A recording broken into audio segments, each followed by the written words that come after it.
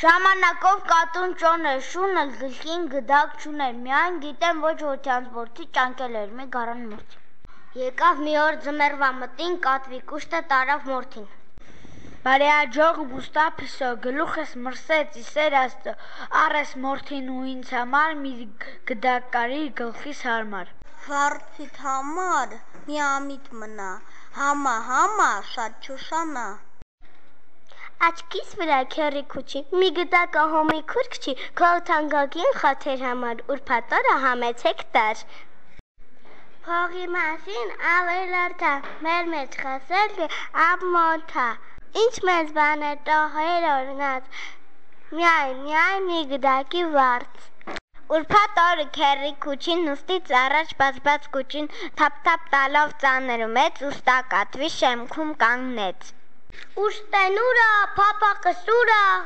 մի քիչ կացի հրես կերևա։ Ուստեն եկավ քուրքը հակին, շանը տեսավ տեղի տակին, իրեն քինչ փնփնտած ու մշտարով վրեն թնդած։ Ցուրտը տարա, վահ տնաշեն, չես թողանում մի շունչ քաշեմ, հեշտ բան հոչի, հլանոր եմ ցրցան տվել, թե որ կարեմ։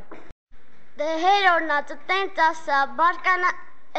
բարկանալը տինչի սա, փող եմ տվել վախտին կա, չէ ասա եկ ու ծարի։ Հապ ասում ես, հապ չես կալում,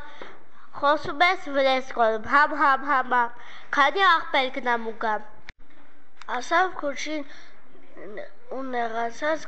վերադարձավ գլուխը բաց։ Ին էլ եկավ դարձյալ չկար, էս անգամը ձիպան իրար։ Էլ անպատիվ, անկարգ, խոսքեր, էլ հին ու նոր, էլ հեր ու մեր, էլ գող պիսո, էլ քաչալ շուն, բանը հասավ դիվան բաշուն։ Շունը միջև գնաց եկավ, ուստա կատուն կոնտր ընկավ։ Գլուխն առավ ու մի գիշեր հայդե կորավ են կորչեն,